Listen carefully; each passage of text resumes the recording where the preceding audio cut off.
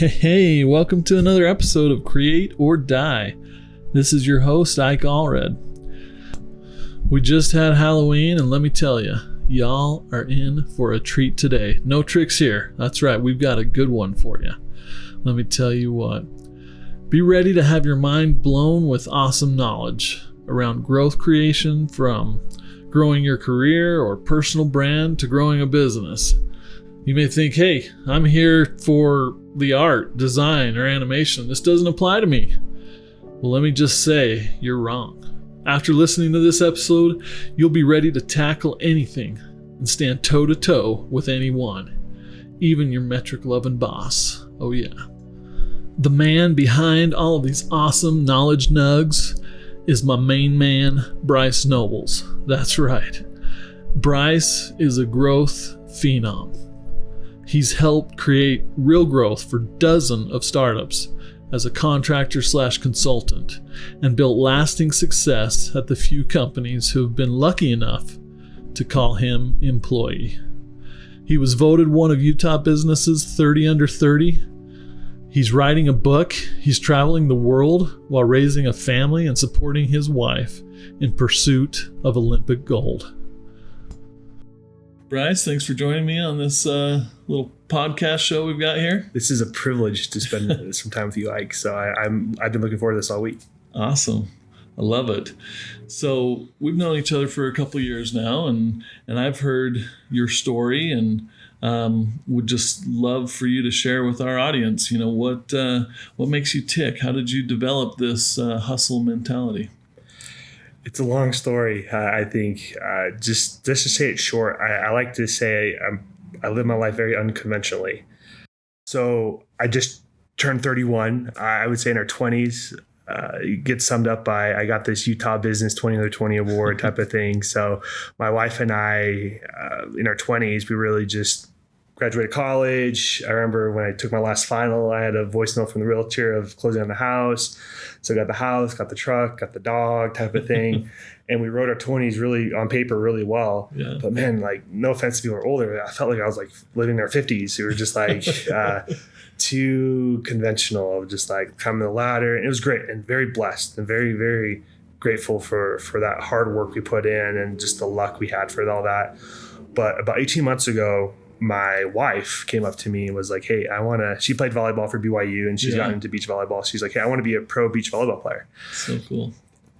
I was like, how high do you want to shoot for? She's like, I want to go for the Olympics. Wow. And I was just like, okay, there's only 2 teams in America, every 4 years that get to go. So it's 2024, 2028.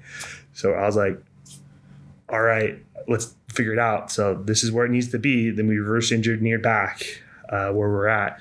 So since that 18 months to now, this last year, we've traveled more this year than we've been home. So It's like over 30 weeks. That's amazing. We've been international over 10 weeks. We've been to Qatar, Brazil, Turkey, crazy places, Lithuania, Greece, all these. Yeah. And then with us, we brought our family the whole time. And I've worked remote the whole time. So I've created this whole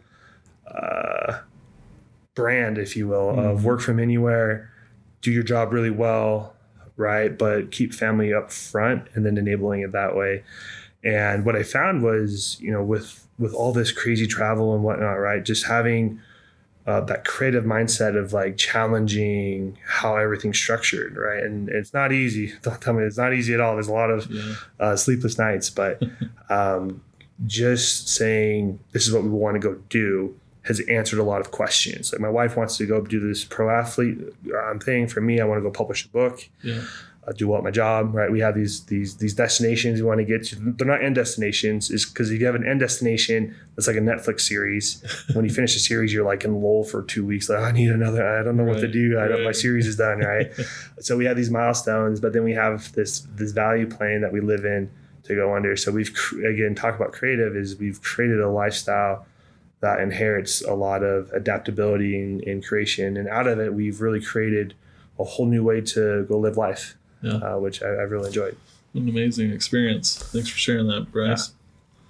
Yeah. So tell me a little bit more about your professional career. Where'd you start and how did you end up where you are now? I was planning to be a lawyer for that. but my buddy introduced me to the BYU Strategy Club, which was pretty fun, where they bring in different businesses and they give you a case study. It's basically free consulting from college kids, if you will, right? Yeah. Of this. So they had Walmart come out and they had Walmart say, we want to put a Walmart in New York City, which is totally against their model. Totally. This was, again, before the whole same day delivery stuff, really before DoorDash and all those other things were around. Can't believe it's been that long, but it's been like that. So I did that, and in there they had everyone introduce themselves, and then everyone was laughing that, oh, it's the humanities guy, it's the only humanities guy in the room. And they made me the team lead, and they gave me 3 MBA students on my team. I think they felt bad for me or whatever, right? Right. But what I found was, again, no offense to people that do their MBAs, but I was doing circles around them. Yeah. I was just like using the researching and writing background I had. I was just like going for it, and I was just blown away by the creative element of business. Yeah. Where you can just spend time, research, and just get really creative with things. And we ended up getting 3rd place in the competition, which was a pretty big deal just for not knowing what we're doing there. And then I was like, wow, I got to get into business. So luckily down the street from me, there was this little company called Qualtrics. So I started off as an intern there in entry-level sales, which is the grind of grind roles, right? It's a hard role, for sure. But I had about an awesome 4-year tenure there. I call that my MBA of sales, going through all that, and they got acquired by SAP. And then what happened was, it's kind of like the MBA free agency when a company gets acquired, is people start leaving to different areas in the Silicon Slopes or wherever, right? Yeah. And I didn't want to be the first to leave, and I didn't want to be the last to leave, but I let people leave and settle down, and people hopped around different places. And I was just like, okay, let's see where they go. And then there was this one individual that was like, hey, come over here, do marketing. Yeah. And I was just like, I don't do marketing, I'm in sales. And it's like, no, we want you to use the word create. I want you to create what you created at Qualtrics. Yeah. And I was like, why not give it a shot, right? If not, I have a good safety net beneath me. I can go pick other places to go. So I came over here to go create growth at MX. And use people, process, technology, and data to go create and to go to market with this. Mm-hmm. So that's what I've been doing over the last 3 years, is just finding creative ways to go grow the business on a go-to-market standpoint. It's been fun. I love it. And you've really embodied that growth term. I mean, that's your title on LinkedIn. Tell me a little bit more about why you go with that. How you define yourself is how you limit yourself. And I just try to find the most abstract term as possible. I don't really believe in titles. Yeah. If I were to ever own a company, no one would have a title, but everyone would have a metric they own. Mm-hmm. And so when you come up to me, don't tell me your title, because that's dead to me. Mm-hmm. But you say, hey, I do this, and this is how I tilt the needle. And a lot of that's actually been what I've been doing here with the marketing team, is helping them be extremely database and metric based. And that's really hard to do for marketing teams. Yeah. Most marketing teams are just like, oh, you got the MQL, or you got the number of completed one-pagers, or number of write tasks completed, whatever, right? But like, what is the impact of that, and how do you quantify that? So it's like taking that creative and marketing so abstract, that brand impact, right? And trying to quantify it, and then iterating that until you can get that more reliable. But then you can also make decisions based off of that. So again, the growth title I have is I have a clear set of metrics that tie into that. And it's really close. The closer you get to revenue, the more impact you're going to have. And then you have no issue when it comes to getting more pay or promotions. Right. You're tied to revenue. Yeah. And I love talking to people that aren't really metric based and getting them tied into that. And you just got to Google it, right? You just have to just be like, what's your job? And again, this has already been figured out before. Everything's parity. It's monkey see, monkey do better. So if you're a designer, you just say ROI of design for marketing or whatever. Google it, right? Yeah. You'll find all these articles and just iterate off of it, and then have great communication with your boss. And don't BS it, but have people call it out. Sure. So, yeah, no, I love that. And that's definitely an area where I know I struggle with, and I'm sure other creatives do, is how do we tie ourselves to that revenue number, that bottom line? Because to your point, it usually is pretty high level, like number of pieces of collateral created, as opposed to what was the real impact in that? I mean, I think personally I've tried to be involved with big projects or chum up with the right people, but that only can take you so far. Yeah. And you mentioned like creating an asset, right? Well, asset created, but how is that asset applied? Yeah. And in today's world, you can very easily track automatically or also manually, depending on the size of your org, how that piece of content or asset's created. And again, that just helps you drive in. The goal here is impact, right? It's effort to impact. I would say it's probably, again, I'm not much in the creative space, but I would say it's the effort into that project compared to the impact it had. A lot of times you do a lot of effort and maybe it has a little impact or vice versa, right? Yeah. And that's where you want to find that high impact with low effort. And that's when you're cruising, right? You find your bread and butter there, right? So. No, I love it. I like that. And in preparing for this conversation, we chatted for a minute yesterday, and you mentioned that you have maybe some secrets to success around business, that maybe it's not as complicated as most of us think it is. So if someone listening to this podcast wanted to go and create their own business or improve business, what are the secrets? Yeah, if I had like a secret scroll or fortune cookie or whatever of like, what's the secret to business? I would say it's all made up. All made up. It's all made up. Wow. Obviously, you can hedge your bets with research or experience or whatever, but at the end of the day, you have a finite amount of resources, people, investment, budget dollars, and opportunity beforehand. But it's that creative mix of those inputs together create outputs. There's one of my favorite visuals I call it the dotted line cat, right? Yeah. So at first it's a bunch of dots. I think that's like knowledge of just having all the dots on a plane. And then the next one is like connecting the dots, which is experience. Mm-hmm. And then the third one is they connected the dots to make it look like a cat.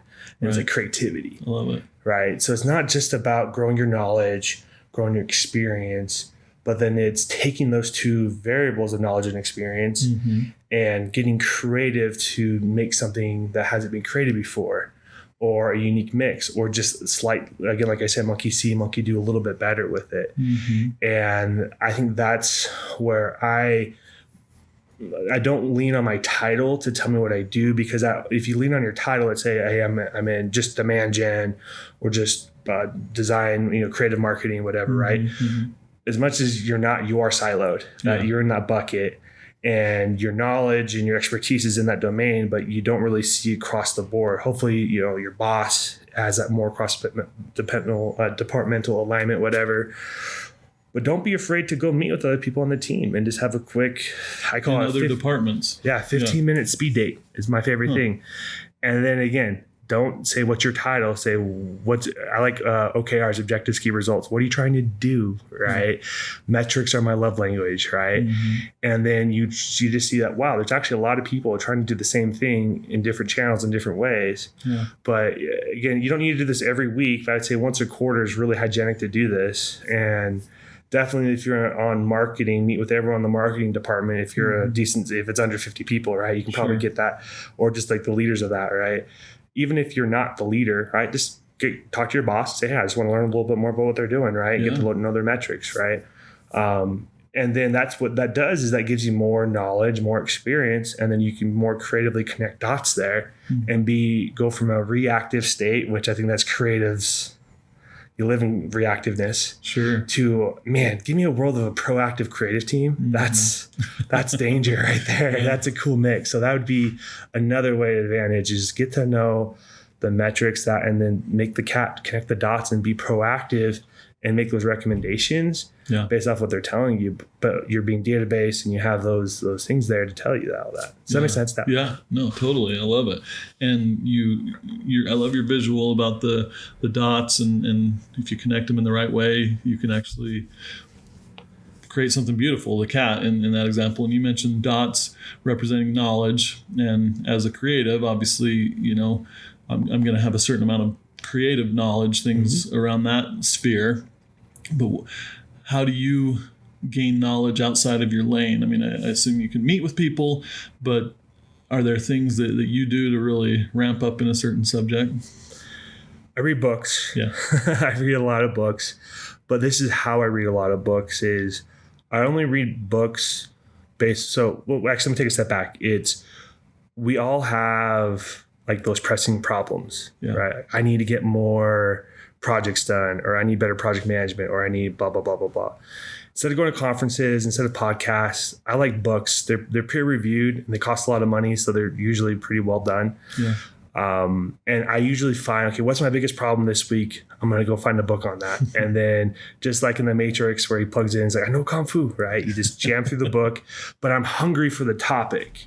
If you're not hungry for the topic of the book, you're not going to read. There's no urgency behind it. But again, everything's already been solved. It's just trying to find where it's been solved, right? All the information's out there. So I would say how I go and learn more first is, it's not for everybody, but I just jam through books, and you don't need to read the whole book. You can get really selective on it, right? Yeah. I'll breeze through it, but that'll give you a great baseline for it that way. So that's one there. Okay.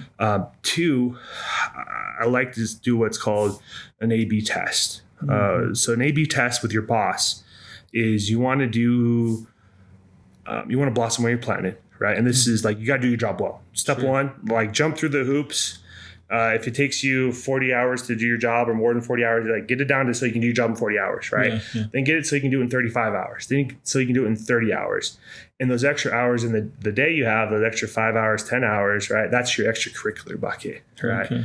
But you can only have this conversation with your boss if you're doing it really, your job really well. You're crushing it. And you say, hey, I'm going to keep doing this, but hey, I can do it this time. Hey, for this next week, I'm going to try doing this innovative way to do it. Yeah. Right. Yeah. And then as long as you have communication with your stakeholders, doesn't have to be your boss or your stakeholders, right? Yeah. And like you need to fail. Like if you're not failing, if you're not like having things blow up in your face, right? If you're only winning, you're not stretching yourself hard enough. All right. You want to, you'll surprise yourself on, again, this is the perspective. I'll talk a little bit about perspective in a minute here. Great. But you, especially like if you're just kind of, again, I'm being assumptive here on creative, but if you have like that set of projects you do and day in, day out, right? Yeah.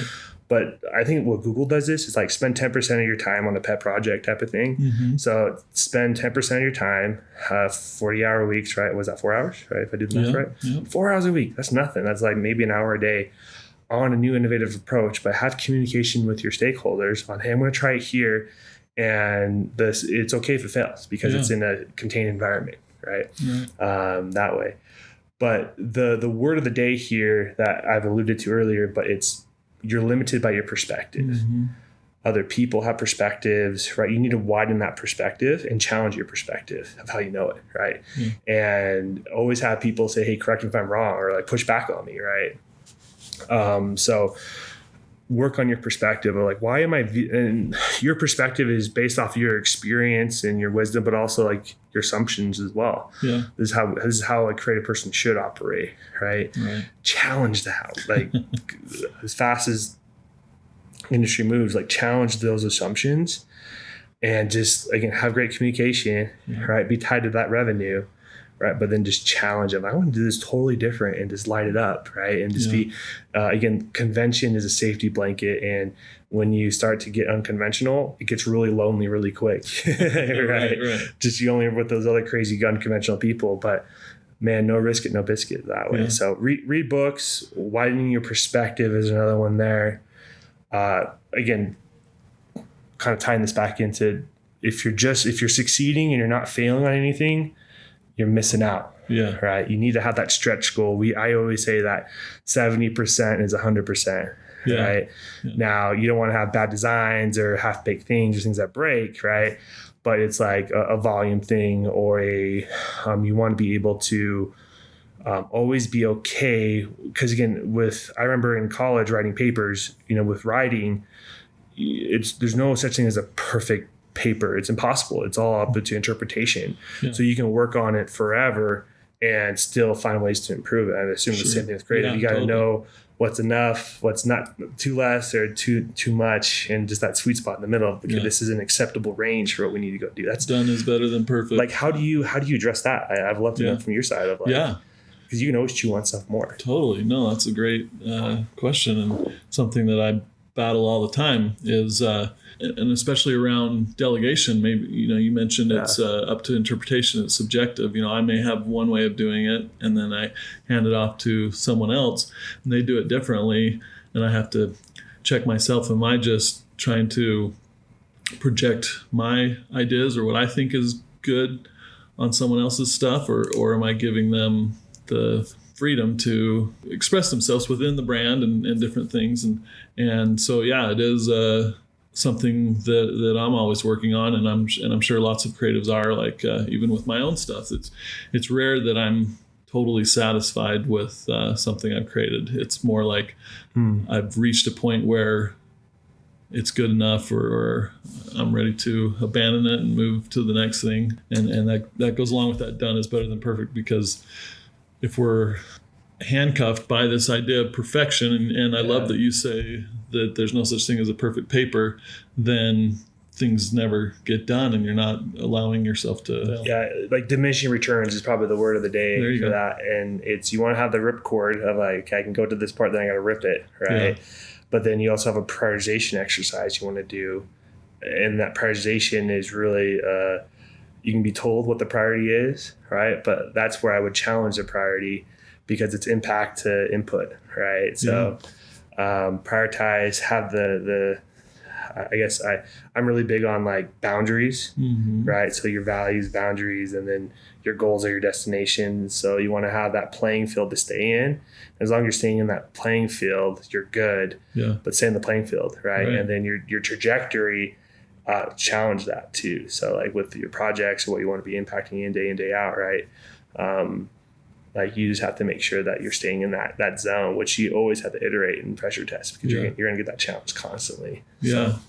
And that brings up another good point, I think, is, here where we both work, we have a value of iterative innovation and this idea of working quickly with stakeholders or others to help maybe define those boundaries, and maybe it's dynamic. Maybe those boundaries can move a little bit. At least in the creative world, a lot of those who are requesting things from us, they have an idea of what they want, but they're not a creative. And so a lot of times I'll ask the creative team to, submit or three options and do them quick. They don't have to be detailed things. It's like, let's create something in line with what the requester, the stakeholder is asking. Let's create something that is more in line with what you would like to do, how you would like to put yourself into this, and then maybe the Goldilocks zone version, something somewhere in between. And my experience has been that either that stakeholder chooses that in-between version that kind of pushes the boundaries a little bit, or at least gets the wheels turning on what's possible and helps us get feedback quicker. Again, it's the speed to trust. How fast do they trust you? I like that. So again, ride along, just to do what you're told, provide value. Oh wow, they're hitting what I'm doing, right? Yeah. But then it's that gain trust moment, right? Yeah. As soon as they trust you on that call, and again, I'd probably say, I would assumption here, but I would assume they wouldn't trust you on your recommendation is, oh, this creative person doesn't understand a sales cycle, doesn't understand this, doesn't understand this.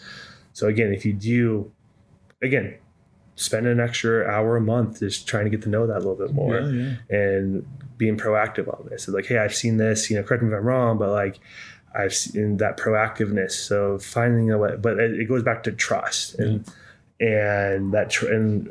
think through, why wouldn't they trust me on this call?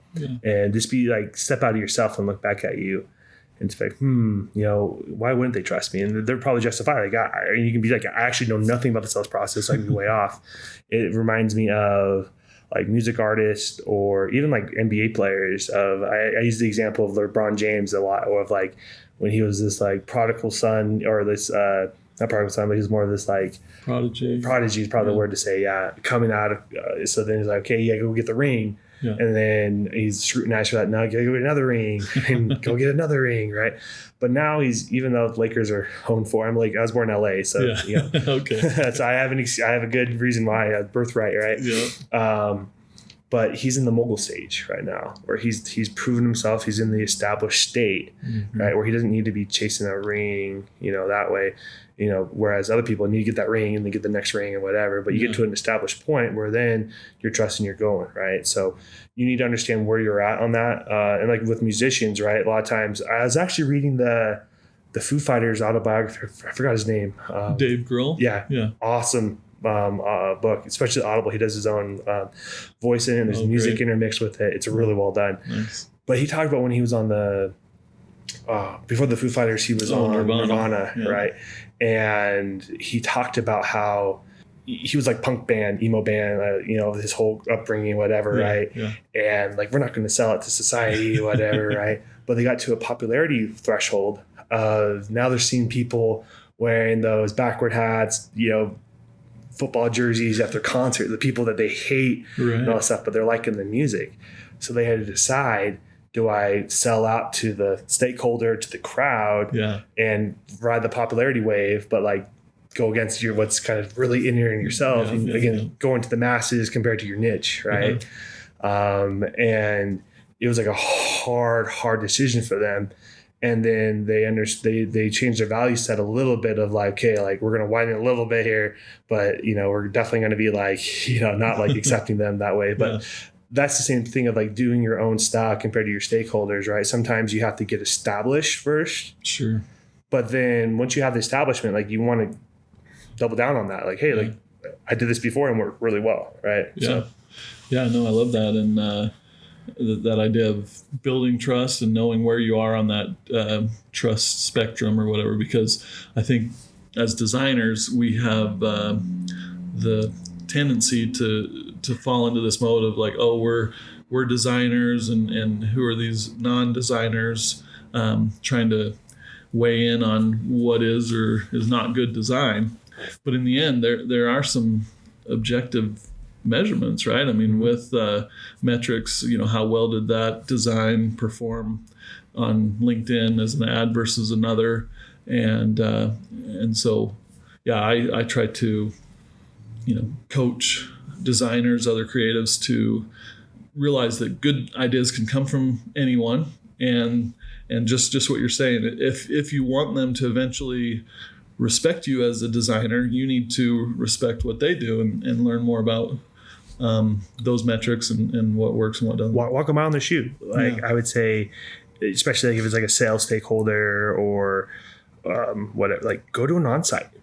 Right. You obviously, it's not foreign for creative people to go to conferences, but go to the onsite where they're doing a presentation of that sales deck that you've done 1,000 times that you roll your eyes over, right? And see like how it's actually delivered, right? Or get a recording of it, right? A lot of digital meetings, whatever. We have plenty of that, right? But like get in, like expand your perspective a little bit, so then you can use that as your own case study. Like, I was on site for this customer when they present the deck, and actually, I think that's the whole drawing the cat there, right? Because you're widening your dots and you're connecting more lines out there, and then with your creative skill set and experience, then wow, they have a whole world to imagine there. So don't be afraid to just ask for that. Again, that's more of you're established, you want to get to that next level. It's a kind of iterative innovation, right? Like step on step, right? That's kind of more of an advanced play there. But like someone like you, Ike, I would say like sneak onto an onsite somewhere, right? Yeah. Go on that roadshow, right? Yeah, I'm waiting for the next Hawaii onsite, and I'll be there. We got a good amount of those. So. Anyways, no, that's excellent, and you've dropped a lot of awesome knowledge on this podcast episode, and really helped us raise the bar. So I appreciate you what you've shared up to this point, and just want to turn it over to you. Is there any last thoughts, things that you think the audience would really or should take away from this? Yeah, well, first, I just have to relay back to you just how impressed I am with you, Ike. Just what we've been interacting for the last 3.5 years, give or take. Crazy. Time flies, right? Yeah. But just that, let's go get it done, right? And have just, you always have that positive energy, right? Which is awesome. Appreciate it. I think that carries through all the work. So for the listeners out there, I would say, like, listen in on how Ike operates and his mannerisms, because they'll definitely set you apart. And I don't know if you ever told your whole story in this yet, but you need to. So that'd be for another one. But I'll do that. You told me that Lagoon, I think 2 years ago or so. Yeah. That way I was like blown away. I was like, wow, this guy has a story. So, Awesome. But again, what I would say to the listeners here, it's not about climbing the ladder. It's about your lifestyle, right? Some people want to shoot the moon, climb out the ladder. Some people are just content as where they're at. But you need to be intentional with your lifestyle. And that's really going to help answer a lot of these questions of what you put into your career. But grow your lifestyle, don't grow your career. Your career is a function of your lifestyle. And that's the most creative part you can get at, is how can you add your creative background into your life, right? It doesn't mean you're designing on, you're just locking yourself in a room and designing all the time. No, it's like life, that vibrancy, that intentional lifestyle, right? So look at your lifestyle, challenge these assumptions, challenge the direction, the trajectory of your life, right?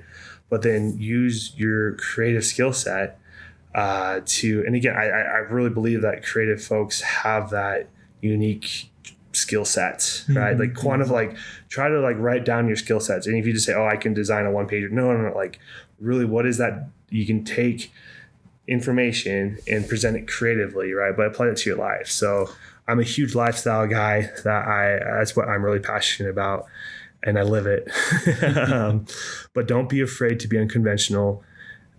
If you are feeling alone by going rogue or going conventional, right, just communicate, right? People don't need to understand you, but you need to be heard on your direction. I like to say it's with your own mind. You drive down the road pretty far, but everyone else is very maybe a couple streets in, right? They're not as far down the road as you are. So you got to go back to where they are and catch them up with where you're at. Not for everybody, sure, but for the right people, like your boss or your significant, other, or your family, right? Get those people caught up to you. Don't talk to them where you're at. Talk to them where they're at. Catch them up a little bit and get people rooting for you. And that's where you can do no wrong. Get people to root for you. Just live that good, clean life, and you just roll punches. So awesome. No, so good. And I hope our listeners have found value in this. This is something I would recommend, listen to this a few times, get out there, read those books, listen to those books, whatever it takes. And final thing, Bryce, I can imagine the tens and tens of people who will be listening to this, hopefully more down the road. They may want to reach out to you and pick your brain a little bit more or engage with you on some level. What are the best ways to connect with you, Bryce? I mean, if they made it this far on the podcast, I'm not saying you have to meet with me, right? Great. So if you made it this far, right, the tens and tens, right, soon to be hundreds of hundreds, right? LinkedIn, it's just you'll find me pretty easy on there. Connect with Ike. So just reach out on LinkedIn, get time. I'm publishing a book next year. Pretty fun. So cool. I can't say the title yet, but it's all about finding your authentic potential, which is pretty rad. So great. I'll be getting that first copy. And again, been a pleasure, Bryce, and thanks for your time, and hope we can do this again sometime. Yeah, anytime, Mike. Okay. See, what did I tell you? The man's got lots of good ideas. So, yeah, this is one you're going to want to listen to again and again. Also, remember that the best thing you can do to help this podcast grow and keep them episodes flowing is tell your friends, your family, colleagues, and even that guy you're always passing in the toy aisles at Walmart. Keep on creating, my friends. Until next time, this is your butt-kicking, total gym-loving, ginger martial artist, Ike Norris. Allred. Signing off. Create or die.